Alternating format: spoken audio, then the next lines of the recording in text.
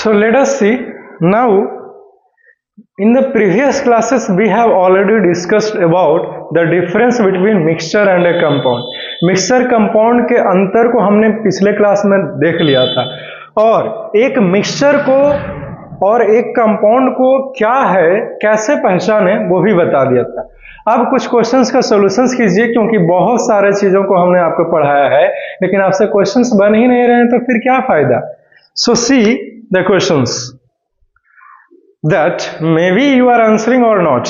अगर आपने आंसर कर पा रहे हो, इट मीन्स कि आपको सब कुछ पता चल गया, लेकिन आप आंसर कर नहीं पा रहे हैं, इट मीन्स कि तकलीफ है कि नहीं।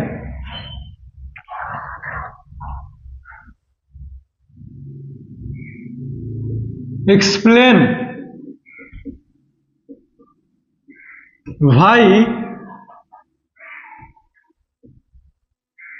air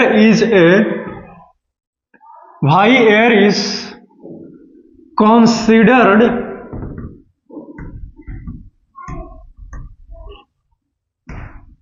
as mixture and not a compound.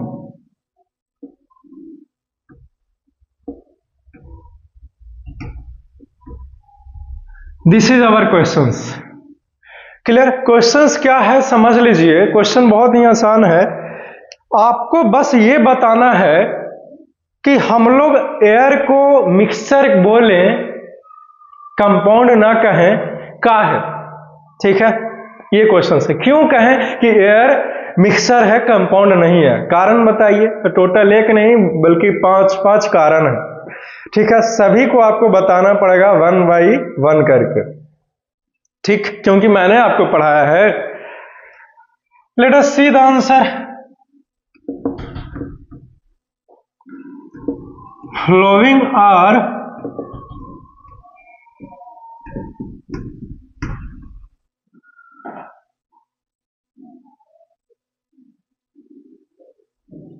the reasons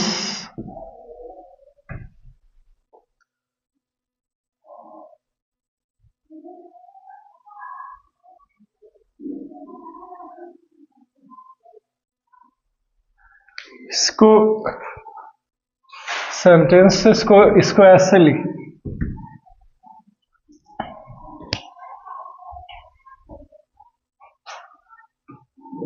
because of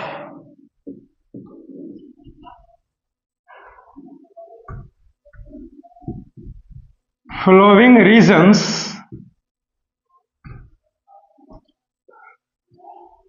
air is a mixture and not a compound. It means निम्नलिखित कारणों के वजह से एयर एक मिक्सचर है, ना कि एक कंपाउंड है।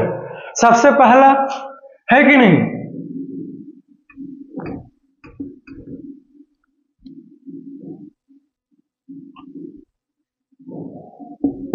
Air can be separated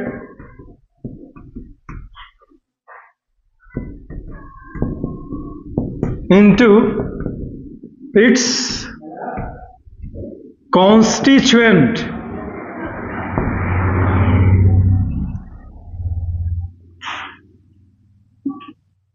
such as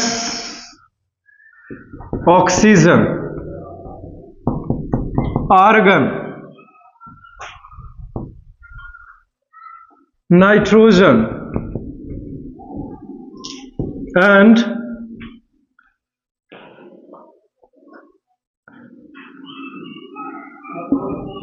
water vapor by a physical process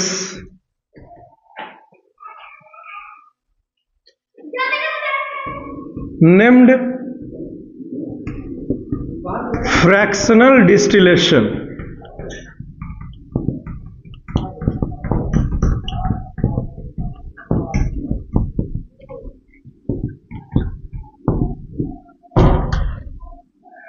clear?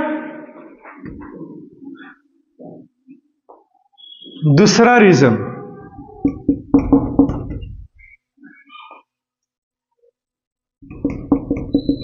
Air shows the property of its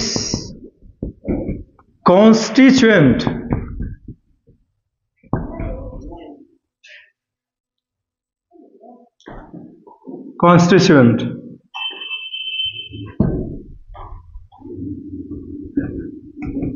because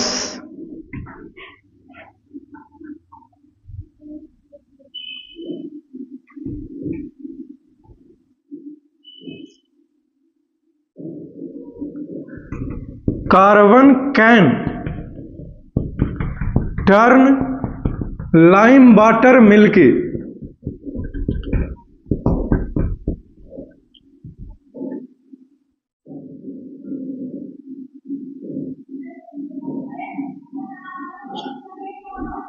And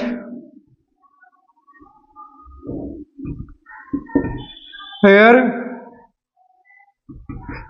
can also turn lime water milky.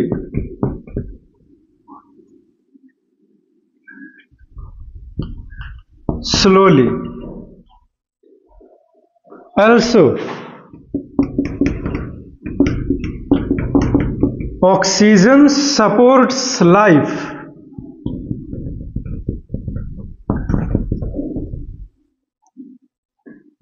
And air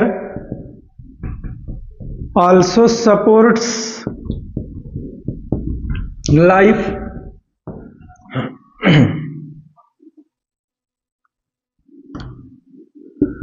Oxygen is needed for burning,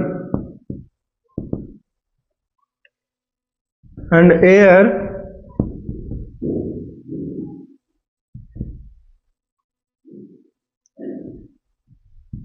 can be used to burn. Clear?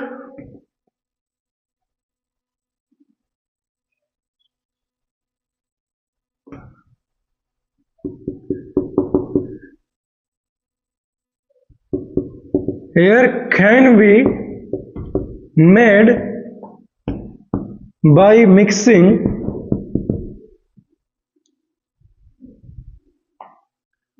oxygen,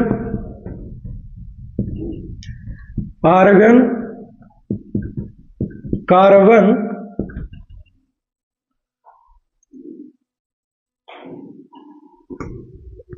nitrogen by any proportion of mass.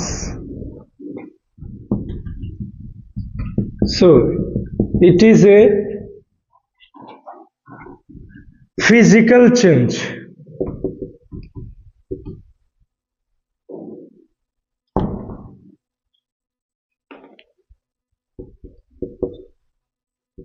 Air has no definite formula.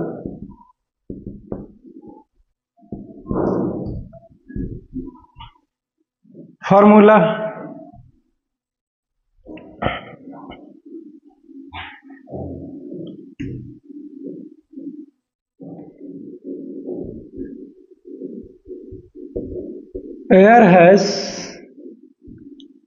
no fixed melting and boiling point.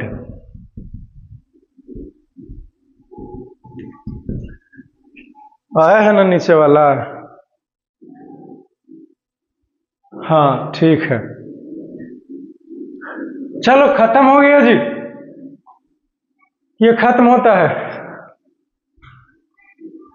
इसको लिख लो। Starts writing fastly. तुम लोगों को पढ़ाते पढ़ाते एकदम गर्मी लग रहा है कि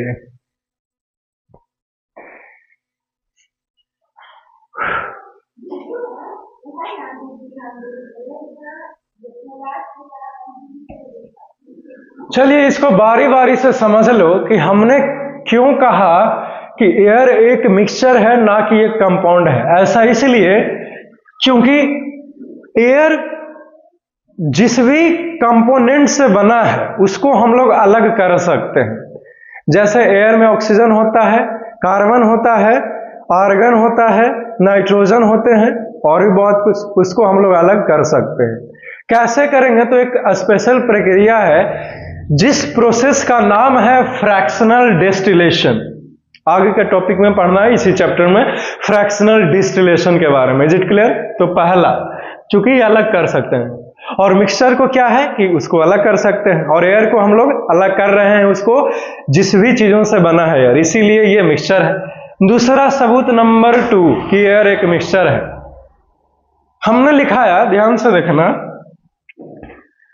कि air shows the property of its constituent. Air जिस भी चीजों से मिल करके बना है वो अपने गुण को दर्शाता है। जैसे एयर बना है ऑक्सीजन से, तो ऑक्सीजन प्रॉपर्टी जो है वो शो करेगा। एयर बना है कार्बन से, तो कार्बन का भी प्रॉपर्टी एयर शो कर रहा है। और मिक्सचर क्या होता है? तो मिक्सचर जिस भी चीजों से बना है उस चीज का भी खासियत को शो करेगा, है कि नहीं? तो एयर भी तो वही कर रहा है। सबूत क्या है सर? देखिए, कार्बन जो है वो लाइम वाटर से कार्बन को पास करेंगे तो वो मिल्की कलर का हो जाएगा, दूधिया कलर हो जाएगा, समझे? और अगर हवा को भी उस लाइम वाटर से पास करवाएं तो मिल्की हो जाएगा, दूधिया कलर हो जाएगा लाइम वाटर। लेकिन ये धीरे धीरे होगा, लेकिन होगा जरूर। क्लियर? ठीक है। और कहना क्या चाह रहे हैं कि एयर में भी तो कार्बन प्रेजेंट है जी, है कि नहीं? तो एयर जिस भी कॉन्स्टिट्यूएंट से बना था, यानी कि जिस भी चीजों से मिलकर बना था, उसका खासियत को शो किया ना। अगला सबूत, हम लोग जानते हैं कि ऑक्सीजन जो है वो जरूरी है, किस लिए? जिंदगी जीने के लिए, क्योंकि ऑक्सीजन के बिना तो मर जाएंगे। और हवा भी जरूरी है कि नहीं? क्योंकि एयर में ही तो ऑक्सीजन है। तो इस तरह से एयर जिस चीज से बना था ऑक्सीजन से मिलके, तो उसने ऑक्सीजन का खासियत प्रॉपर्टी को शो किया ना। क्लियर? और भी सबूत है, ऑक्सीजन जरूरी है फायर के लिए, बिना ऑक्सीजन को आग नहीं लग सकता। क्लियर? और हवा भी रहता है तो आग लग जाता है, क्यों? क्योंकि एयर मिक्सचर है ऑक्सीजन का भी, तो ऑक्सीजन का खासियत शो कर रहा है, इसीलिए एयर मिक्सचर कहलाएगा। दूसरा खत्म होता है, अगला देखो तीसरा, air can be made by mixing oxygen, argon, carbon, nitrogen by any proportion of mass, so it is a physical change. Air को हम लोग बना सकते हैं सिर्फ आर्गन, ऑक्सीजन, कार्बन, नाइट्रोजन, इस सभी गैसेस को आपस में मिला करके, जो कि एक फिजिकल चेंज है, क्योंकि इसको अलग भी तो कर सकते हैं, और फिजिकल चेंज है, इसीलिए ये मिक्सचर है एयर, है कि नहीं? चौथा देखिए, एयर जो हमने बनाया, आर्गन, ऑक्सीजन, कार्बन, नाइट्रोजन, इन सभी चीजों को मिला करके वो कोई भी कितना मात्रा में ले सकते हैं। क्यों? क्योंकि कोई एक पृथ्वी के अलग अलग जगहों पर जाइएगा, अलग अलग कोनों पर जाइएगा, वो अलग बात है कि पृथ्वी गोल है, कोना है ही नहीं। मेरा मतलब है कि आप अलग अलग जगह पे जाइएगा ना अर्थ के, तो हो सकता है वहां पे कार्बन की मात्रा ज्यादा हो एयर में, हो सकता है कहीं और ऑक्सीजन की मात्रा ज्यादा हो, या फिर हो सकता है कहीं और नाइट्रोजन की मात्रा ज्यादा हो। तो कोई एक फिक्स्ड रेशियो नहीं है कि इसका कॉन्स्टिट्यूएंट जो है वो कितना कितना हो सकता है, इसीलिए इसका कोई फार्मूला नहीं। क्लियर? हमने शॉर्ट में लिखा है कि कोई फार्मूला नहीं, स्पेस था ही नहीं, लेकिन बोल के एक्सप्लेन कर दिया, खत्म होता है। क्योंकि इसको जब हम लोग, इसका कोई फिक्स्ड मेल्टिंग और बॉइलिंग पॉइंट नहीं है, ठीक है? क्यों? क्योंकि इसमें जो कॉन्स्टिट्यूएंट प्रेजेंट है वो अलग अलग रेशियो बाई मास है ना जी, रेशियो बाय मास या प्रोपोर्शन बाय मास अलग अलग है ना, सबका कंपोजिशन अलग अलग है ना, इसीलिए कोई फिक्स्ड मेल्टिंग पॉइंट नहीं और बॉइलिंग पॉइंट नहीं। बात समझ में आई? क्लियर है? Very good. इसको मिटाना चाहूंगा और आगे बढ़ना चाहूंगा। Have you written this? Can I erase it? लिख लिया, मिटा दें जी।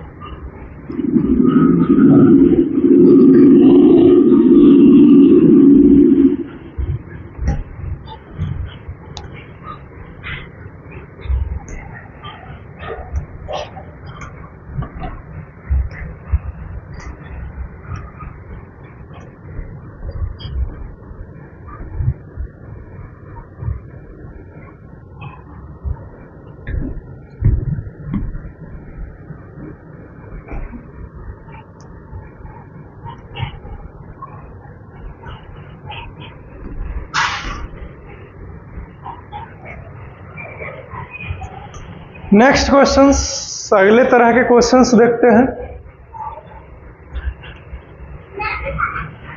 नेक्स्ट है एक्सप्लेन व्हाई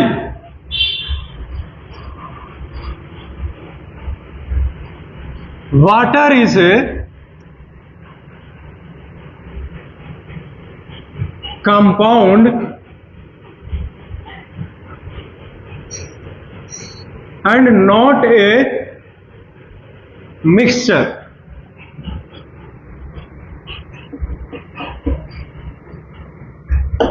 क्लियर? क्वेश्चन क्या है समझ लो। आपको बताना है कि काहे वाटर एक कंपाउंड है ना कि मिक्सचर है। ठीक है, तो इसमें भी टोटल 5 कारण है, सभी को लिखना पड़ेगा। हाँ, आंसर लिखिए।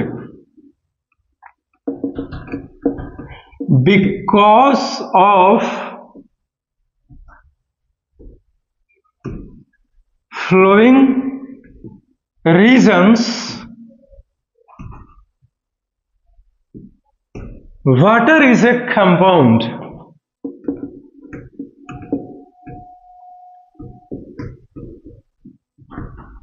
Is a compound. पानी कंपाउंड है निम्नलिखित कारणों के वजह से। एंड नॉट ए मिक्सचर लिखना जरूरी नहीं है, आपकी मर्जी, आप लिख सकते हैं। मैं यहां पे अवॉइड किया, यानी कि टाल दिया।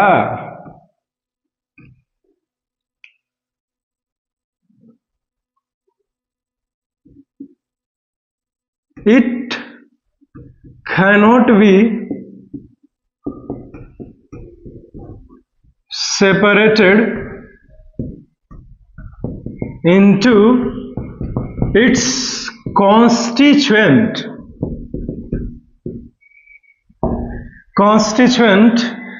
by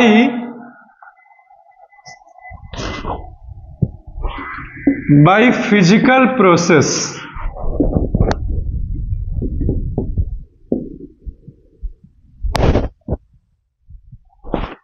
such as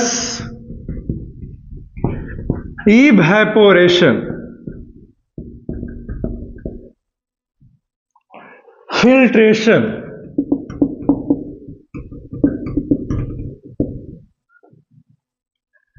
distillation,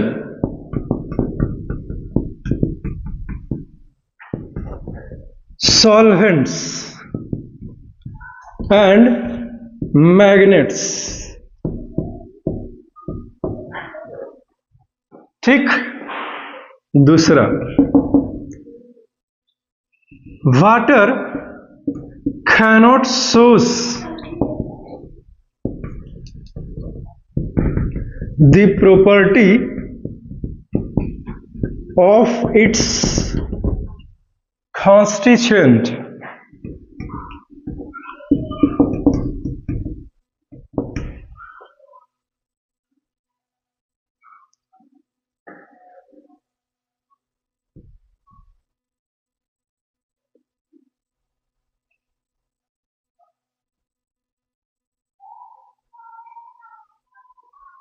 बस।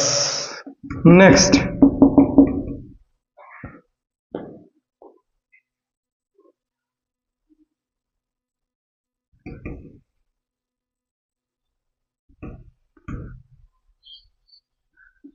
Formation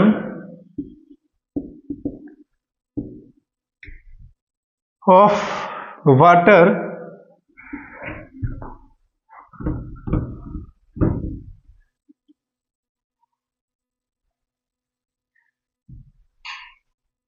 since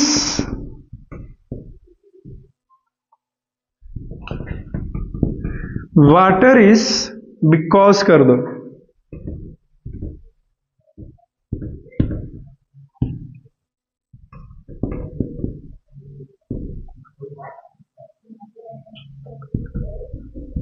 made up of two elements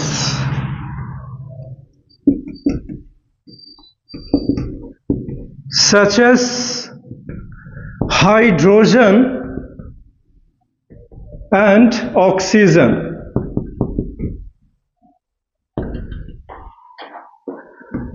And here hydrogen and oxygen are gases,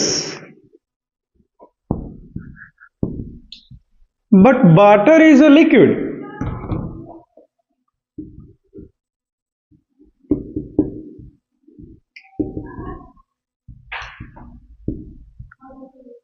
Which is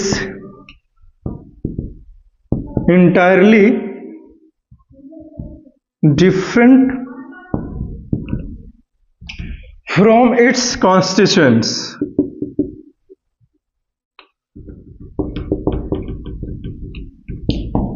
Also,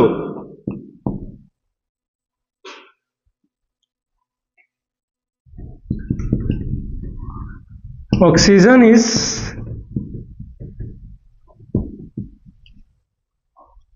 for burning,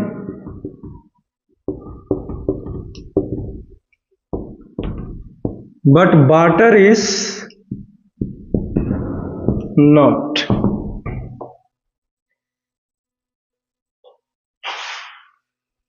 next देखिए,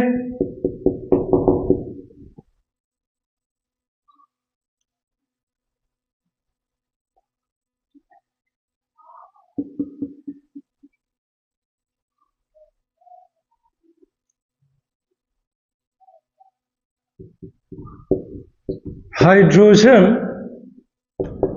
is burned in oxygen to form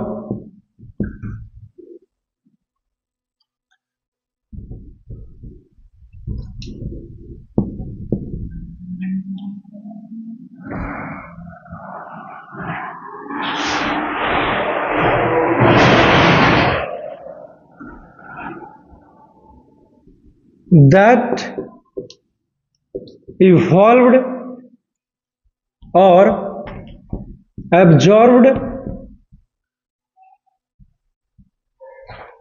absorbed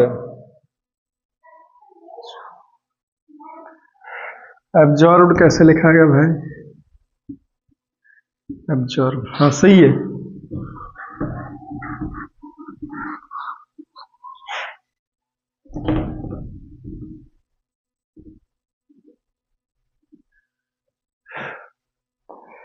और absorbed heat and light. So it is a chemical change.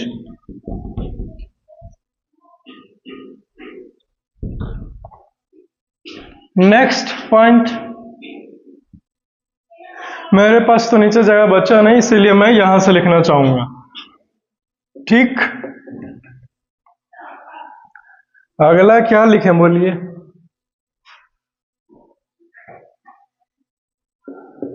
It has definite formula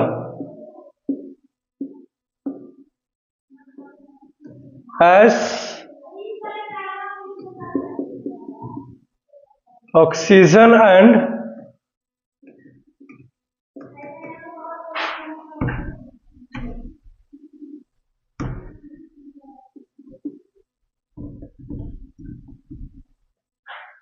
as hydrogen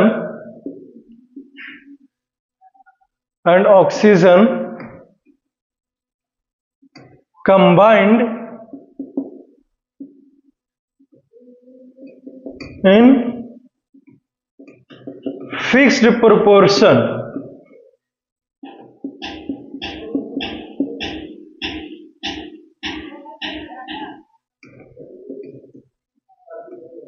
by mass, that is 1:8. ठीक है, last point पांचवा, it has fixed boiling point, avoid unnecessary extra sound, just focus on my sound. ठीक है, चलिए ये खत्म होता है, इसको लिख लीजिए, फिर एक्सप्लेन कर देते हैं बारी बारी से, कोई दिक्कत है ही नहीं। चलो लिख लिया जी, मिटा दें, यहां तक लिख करके आ जाएगा। ठीक है, तीसरा, चौथा और ये 55। क्लियर?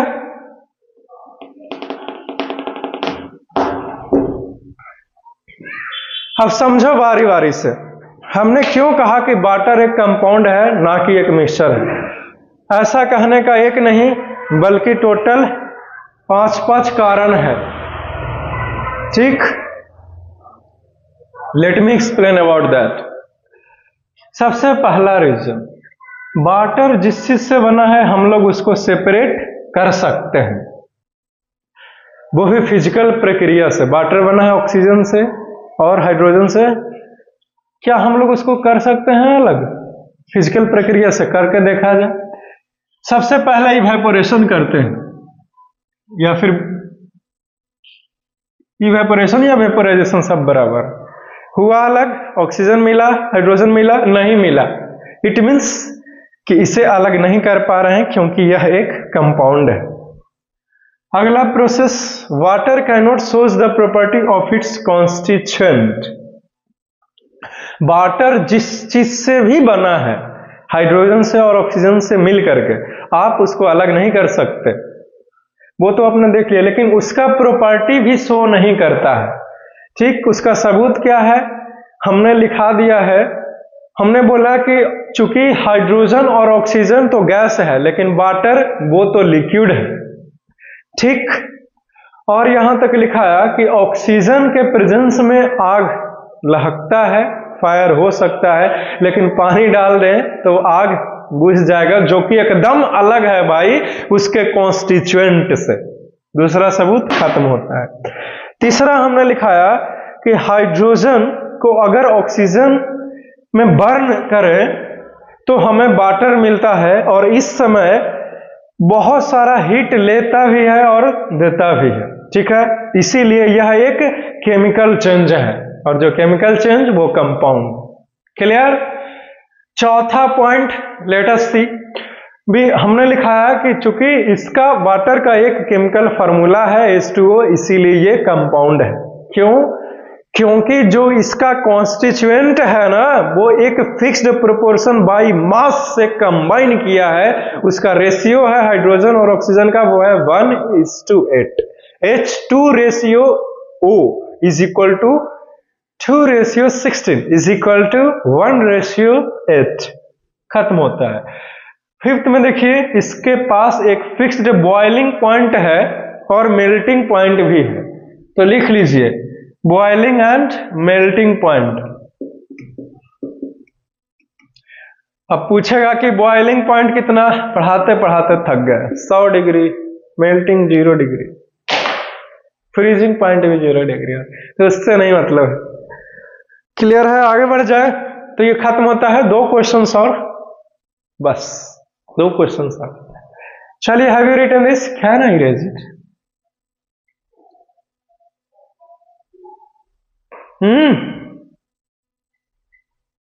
ओके,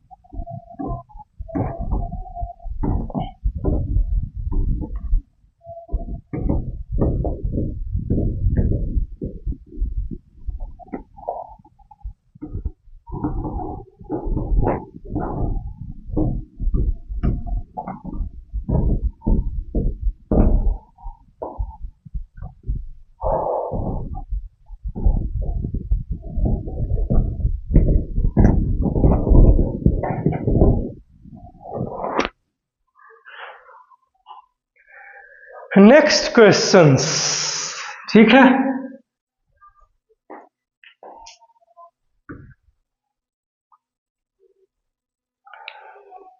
जरा सा ड्राई हो जाए तो अच्छे से लिख पाए, नहीं?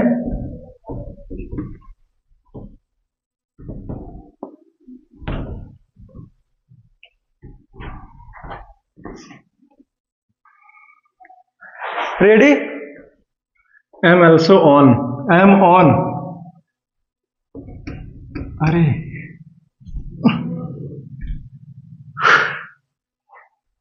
अब ठीक है। क्लासिफाई द फॉलोइंग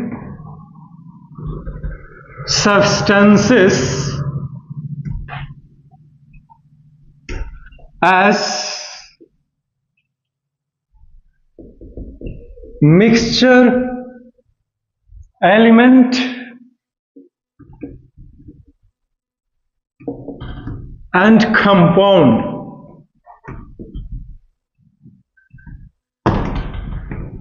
नाम: baking soda, washing soda, sand, water,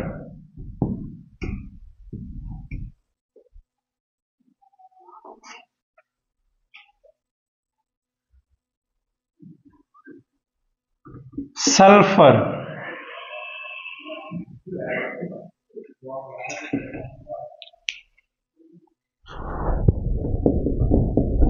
oxygen, और क्या हो लिखे?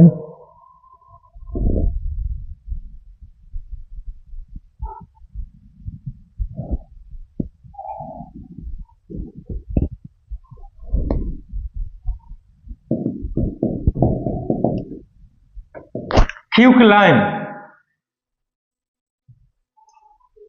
सोडा वाटर,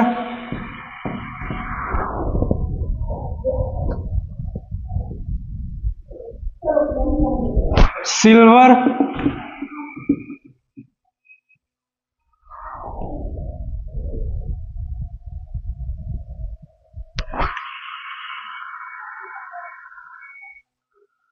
और क्या? बहुत सारा है, लेकिन ख्याल कर रहे हैं कि कुछ बढ़िया हो जाए, कुछ बढ़िया हो जाए, नहीं? या इतने से काम चलाओगे? और जिंक,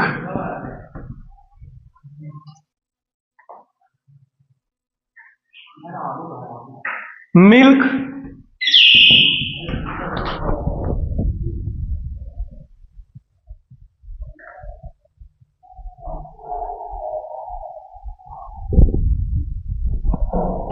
बस इतना ही। Good morning. आंसर में एक तरफ लिखिए एलिमेंट, एक तरफ कंपाउंड और एक तरफ मिक्सचर, ठीक?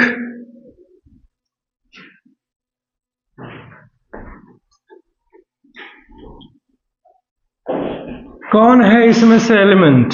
सल्फर है एलिमेंट, ऑक्सीजन है एलिमेंट, सिल्वर है एलिमेंट, जिंक है एलिमेंट। कंपाउंड कौन कौन सा है? बेकिंग सोडा एक कंपाउंड है, वॉशिंग सोडा एक कंपाउंड है, वेरी गुड।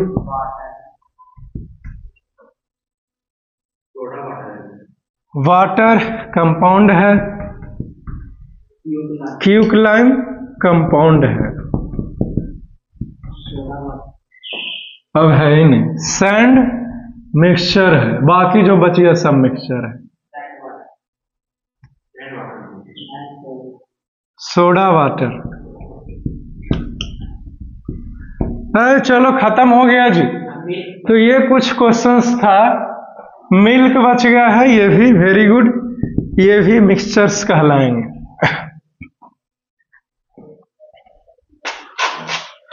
ठीक है, खत्म होता है ये इसी के साथ साथ। ये क्वेश्चंस खत्म होता है। अब नेक्स्ट क्वेश्चन हम मूव करें। इस क्वेश्चन में कुछ सब्सटेंसेस का नाम दिया हुआ था, आपको बस बताना था कि कौन एलिमेंट है और कौन कंपाउंड है और कौन मिक्सचर है। Clear?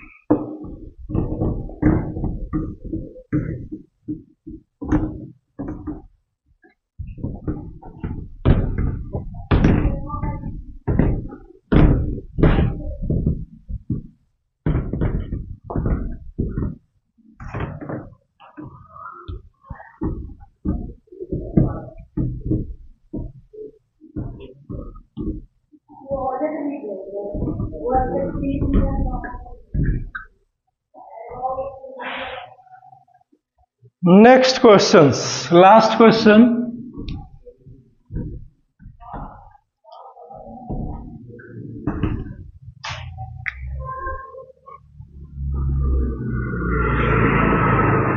Name the constituent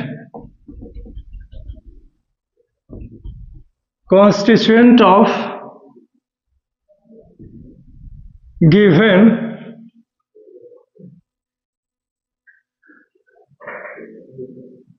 compounds.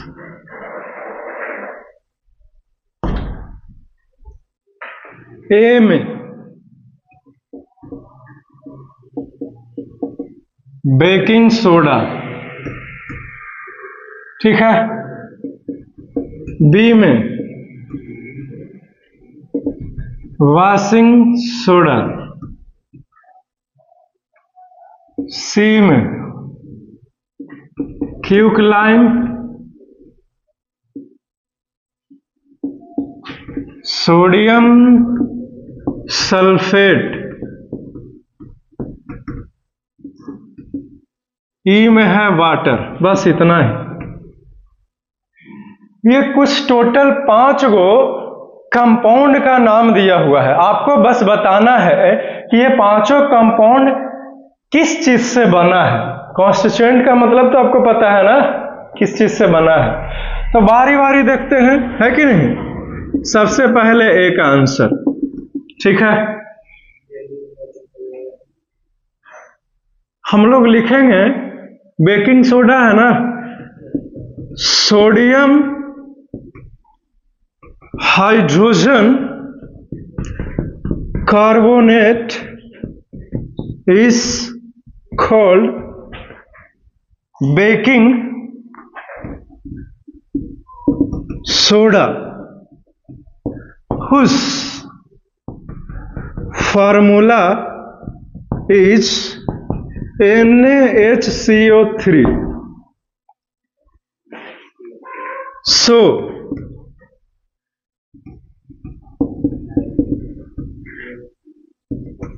soda is made up of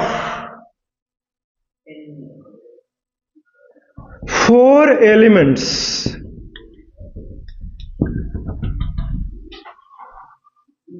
namely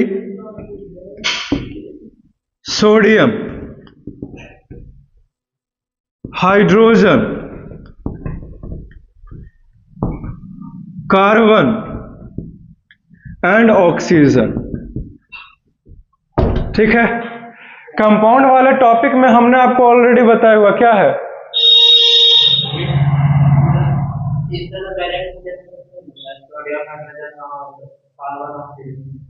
नहीं, हम लोग डिटेल में लिखते हैं आंसर, और जो है वो इसी लिखना है, कुछ नहीं करना है। बेकिंग सोडा किसको हम लोग बोलते हैं, तो सोडियम हाइड्रोजन कार्बोनेट को हम लोग बेकिंग सोडा बोलते हैं। और इस सोडियम हाइड्रोजन कार्बोनेट का फार्मूला होता है NaHCO 3, ठीक है। यानी कि ये जो NaHCO3 एक कंपाउंड है वो अलग अलग 4 एलिमेंट से बना है। सबसे पहला है सोडियम, दूसरा है हाइड्रोजन, और तीसरा है कार्बन, और चौथा है ऑक्सीजन। तो ये खत्म होता है, ठीक। बी में देखिए,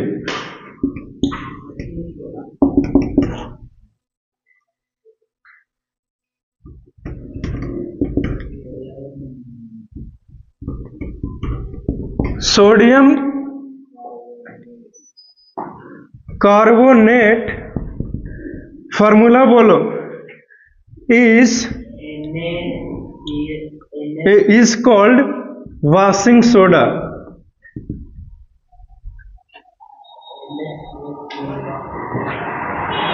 Washing soda.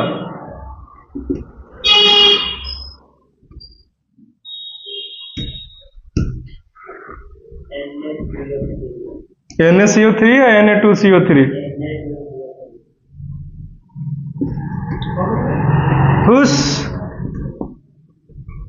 formula is Na2CO3. So it is made up of 1 2 3 3 elements.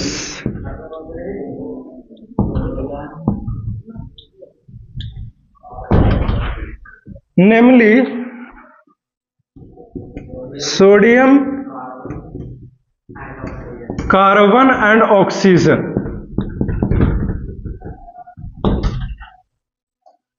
ठीक है। उसी प्रकार से क्यूकलाइन, ठीक।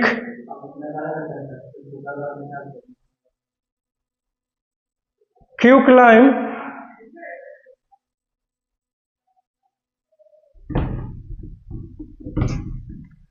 चलिए ये दोनों लिख लो, ठीक ना। हम लोग समय बचाने के लिए इसी में आंसर को एडजस्ट करते हैं, ठीक।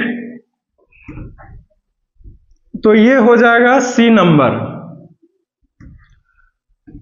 कैल्शियम ऑक्साइड, ठीक है। Calcium oxide is called क्यूकलाइन।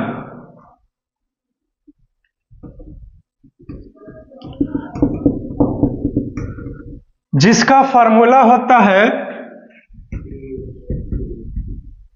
CaO। सो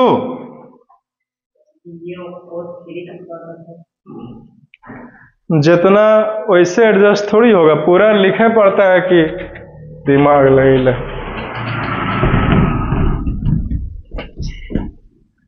किस किस को मिटाएंगे? सबको तो मिटा नहीं पा रहा है, सब में एलिमेंट्स अलग अलग।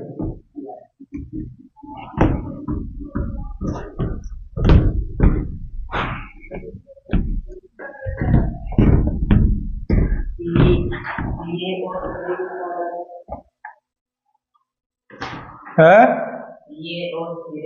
ई किस ई नहीं पता हमको।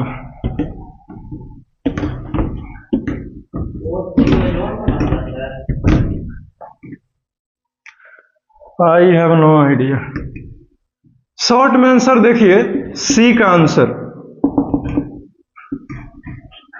क्यूकलाइन। इसको हम लोग कैल्शियम ऑक्साइड बोलते हैं, ठीक है। इसका होता है CaO। तो ये बना है कैल्शियम और ये हो गया ऑक्सीजन, ठीक है। डी का आंसर देखो, डी में दिया हुआ है सोडियम